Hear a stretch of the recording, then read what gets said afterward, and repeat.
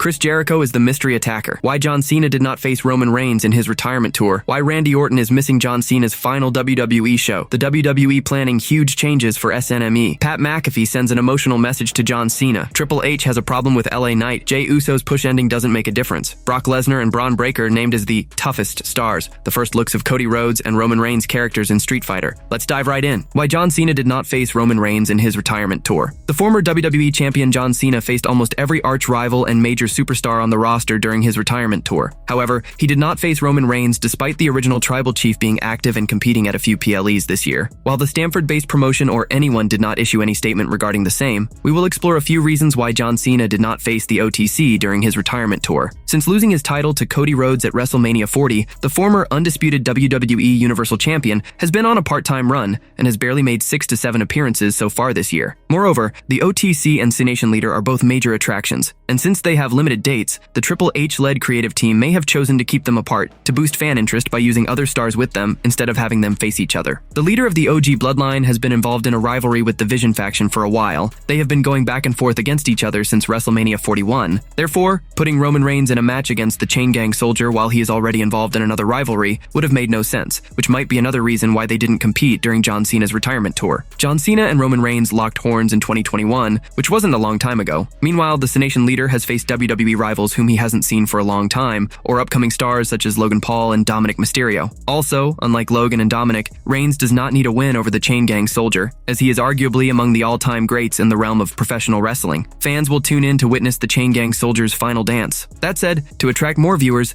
the Stamford-based promotion is likely to add some jaw-dropping surprises on the card. A recent report has confirmed that the creative team is actively looking to surprise fans at SNME. The company has built Cena's farewell tour around giving fans a nostalgic trip as he competed against his multiple arch rivals throughout his tour, including CM Punk, Randy Orton, Brock Lesnar, and a few more. At Saturday night's main event 42, John could have an emotional farewell after his retirement bout inside the squared circle or backstage, where he may reunite with all his legendary rivals. Hall of Famers like The Undertaker could also be backstage and share a rare emotional moment, giving fans a wholesome moment. Apart from the C-Nation leader's final match, the SNME also features a unique champion versus champion bout between NXT title holder Oba Femi and undisputed WWE champion Cody Rhodes. While the American Nightmare is a favorite to beat the ruler, the creative may leave everyone in shock by letting Oba beat Rhodes clean, building him as a future main eventer. Almost all of Cena's arch rivals made an appearance during his retirement tour. Interestingly, the animal who shares a significant history with John could shockingly return. Batista could be part of John's retirement celebration at the end of the show, alongside other superstars. It would be a perfect moment where all the Ruthless Aggression era legends could reunite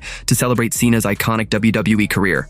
Why Randy Orton is missing John Cena's final WWE show. The wrestling world is emotionally preparing itself to bid John Cena the final goodbye as he walks down that ramp one last time this Saturday. While the air is filled with melancholy, it will be a historic moment. Several superstars like CM Punk and Seth Rollins, with whom Cena had so much history, will reportedly be at Saturday night's main event to be part of this big moment. However, fans may not get to see Randy Orton at the show tomorrow night in Washington, D.C. It is because the Viper is currently in Saudi Arabia for a promotional appearance at Mr. Beastland. This is part of the ongoing Riyadh season, Saudi Arabia's annual entertainment festival that runs from October to March and features global stars, concerts, and attractions. Orton may miss John Cena's final show because his promotional activities would conflict with the timing of SNME. Mr. Beastland runs through the evening of December 12th in Riyadh, while Saturday night's main event starts at 8 p.m. ET on December 13th in DC, having only an 8-hour time difference. It would be quite a hassle to fly from Saudi Arabia to the USA. However, there are slim chances that he could show up on John Cena's historic night. A direct flight from Riyadh to Washington, D.C. takes about 13 to 14 hours. So if Randy Orton wraps up his Saudi duties by late afternoon or early evening local time, he could board a private jet overnight and land in the city by midday December 13th, leaving little time for rest and preparations. The wrestling world is emotionally reluctant to bid John Cena farewell. Amid this,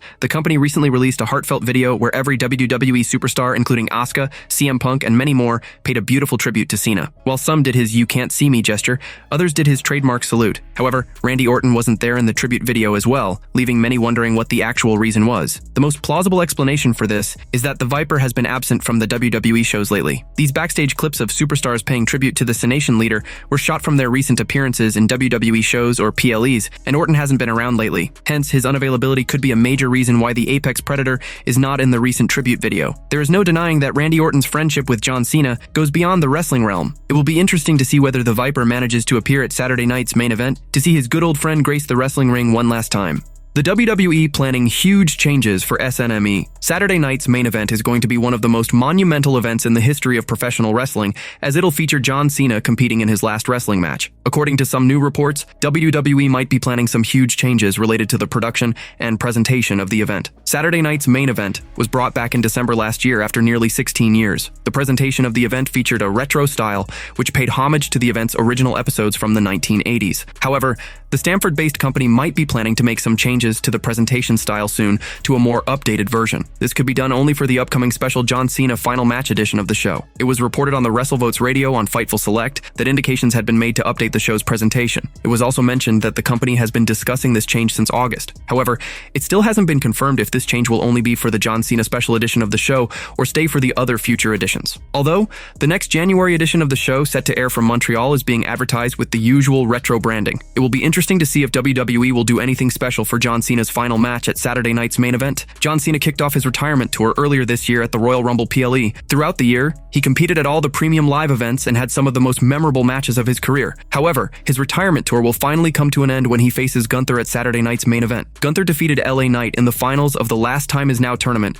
to become Cena's last opponent for the show. A lot of fans were happy with this decision, while some wanted Cena's final opponent to be someone he has history with. Regardless, the Cenation leader will have his final wrestling match in Washington, D.C. at the Weekend Spectacle. Fans are excited to see if John Cena can win his final WWE match on this Saturday.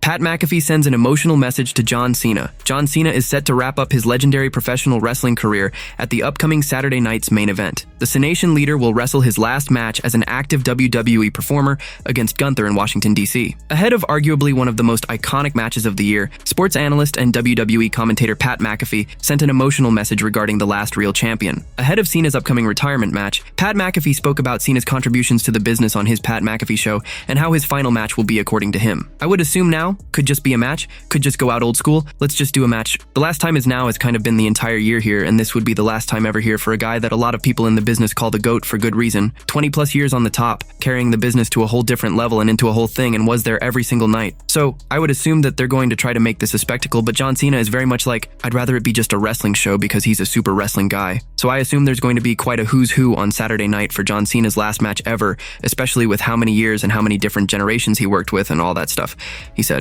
It will be interesting to see how the finish of Cena's final match will play out at Saturday night's main event. Cena faced a lot of different opponents during his retirement tour, including names like Randy Orton, CM Punk, Cody Rhodes, and AJ Styles. He also faced young talent like Dominic Mysterio and is now set to go up against Gunther. He also won his 17th World Championship during this run, along with his first Intercontinental Championship, making him a Grand Slam champion in WWE. He wrestled Sami Zayn in his final SmackDown match for the United States Championship and lost to Dominic Mysterio at Survivor Series War Games in his final career PLE match.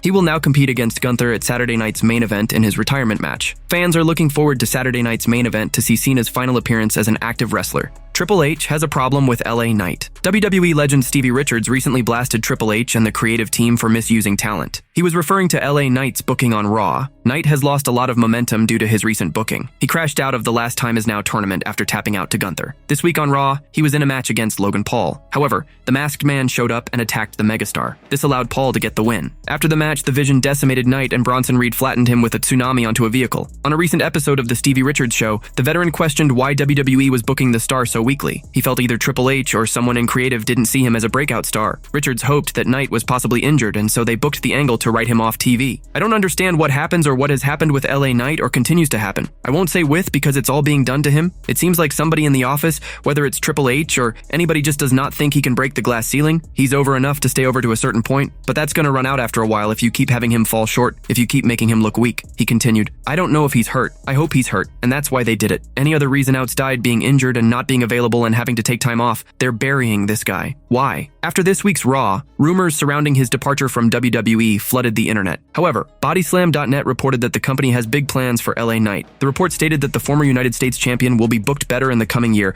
and is expected to be a major babyface on the roster. The star will also continue his rivalry with the Vision and may finally get his comeuppance on the heel faction. It will be interesting to see if the megastar can recover from the series of bad bookings. Jey Uso's push ending doesn't make a difference. Former WWE manager Dutch Mantell recently spoke about Jey Uso's current status with the company. The star has been a major star on the company's weekly programming. Uso was irate after losing the semi-final of the Last Time Is Now tournament against LA Knight. He threw a tantrum at ringside and even teased a heel turn. However, this past week, the star showed up with his brother, Jimmy Uso, by his side. The duo confronted AJ Styles and Dragon Lee and The New Day. They announced that they were reuniting and taking the tag team division by storm. During a recent episode of Storytime with Dutch Mantell, the veteran manager detailed that during the territory days, stars would move on after a few months, keeping their gimmick fresh. He felt Jey Uso was very talented, but his character has become stale with the fans after all these years. He felt WWE could possibly turn him heel to see the kind of reactions he draws from the fans. Back in the day, when a guy got stale, it was time for him to go. He continued, "I think, since he's been there so long, nothing to do with his talent, nothing to do with his ability to have a good match, nothing. It's just that the fans have just worn out on him. I think Dave figures it out now. They're gonna turn him bad guy to see what they can get out of him. Most of the time, people have that figured out, and even if they turn him back, it doesn't make a difference." This coming week, Jey Uso will once again team up with Jimmy Uso in a tag team match. The Usos will run it back with longtime rivals The New Day on the red brand. The match was made official after Jimmy and Jey hit super kicks on Kofi Kingston and Xavier Woods this past Monday. Brock Lesnar and Bron Breakker named as the toughest stars. A WWE name has said that Brock Lesnar, Bron Breakker, and another name are the toughest in the company right now. He named them as being some of the impossible to take down stars and decided to praise them. Bruce Pritchard recently appeared on Brandon Tierney and Sal Licata's podcast, where he spoke about everything that's been happening with WWE, his role, and different stars in the company. One of the things that he spoke about on the podcast was the toughest stars in the WWE locker room. Some of his choices were obvious, but one name was unexpected. He naturally named Brock Lesnar as one of the toughest men in the WWE locker room. He called him a machine and praised him for what he was. He then said that if Lesnar were not in the company, it would be someone like Bron Breakker. He called him a great athlete as well as a football player. I think without question, the toughest guy in the locker room, probably Brock Lesnar, but Brock is just a walking machine. I think when you take Brock out, I'll put Bron Breakker. Hell of a football player, hell of a stud, incredible athlete. He went on to reveal to the hosts that, other than Breakker, he wanted to name another star, Chad Gable. Gable is not the biggest name in the wrestling world, although he's much loved. Currently out of action, he is an Olympian, and Pritchard felt that Gable was one of the toughest people in the current WWE locker room. He's a tough kid, but we've got Chad Gable. Man, I'll put Chad Gable in there. It remains to be seen when Gable returns to the ring. He is currently out of action due to injury. The first looks of Cody Rhodes and Roman Reigns characters in Street Fighter. Cody Rhodes and Roman Reigns will be playing the roles of Guile and Akuma, respectively, in the upcoming Street Fighter movie. The first look at their characters has been revealed, and they look incredible. As many of you might know, Rhodes and the OTC went for the filming of Street Fighter soon after SummerSlam 2025. The movie has a star-studded cast, featuring crossover names like rapper 50 Cent, comedian Andrew Schultz, UFC royalty Alexander Volkanovski, and on the wrestling side, the American Nightmare, the Tribal Chief, and NJPW's Hiroki Goto. Jason Momoa is the biggest Hollywood star in the movie. As the official trailer of the Street Fighter movie was released, the first looks at Cody Rhodes and Roman Reigns have been revealed. Cody Rhodes and Roman Reigns have been overdue for a trilogy match for quite a while now. Rhodes may have finished the story at WrestleMania 40 by beating Reigns in a rematch from the previous year, but fans have wondered why WWE opted not to have a round 3. The closest they got in their interactions before Survivor Series was at Bad Blood 2024, where they teamed up together to face Solo Sikoa and Jacob Fatu. But at Survivor Series, War Games, Reigns, and Rhodes couldn't see eye to eye as their team suffered a defeat to Team Vision. It was Bron Breakker who pinned CM Punk, but despite this, Reigns seemed to have gained a level of respect for Punk that he hadn't had before their WrestleMania 41 Saturday main event. However, Reigns would not only refuse to have anything to do with Cody Rhodes, but he vowed to him that it would be the last time they ever teamed together. The undisputed WWE champion didn't exactly have much love for the OTC in that situation either. So as Survivor Series, War Games came to a close at Petco Park in San Diego. WWE seemingly teased a Reigns vs. Rhodes trilogy match, presumably holding it down the line until WrestleMania 42 in Las Vegas. If so, this will likely mark the definitive end of their saga, as both men are now full-fledged babyfaces. The team of Street Fighter appeared on stage to promote the film and to announce the winner of the best ongoing game of the year. Speaking a few lines about the nominees, the American Nightmare said, "The games in this category are the ones that never quit delivering all year long. They keep us looking forward to what's next." Asking the undisputed WWE champion to make a better effort in praising the nominees, the head of the table said, "Cody, I told you. The dedication, the passion, the resilience. We need more presenters. This ain't enough. You know what I'm saying?" Thus, Roman Reigns remained in character even outside WWE and didn't miss a chance to take a jab at the American Nightmare. Not escalating things further, the cast thanked the fans and announced No Man's Sky as the winner of the Best Ongoing Game of the Year award.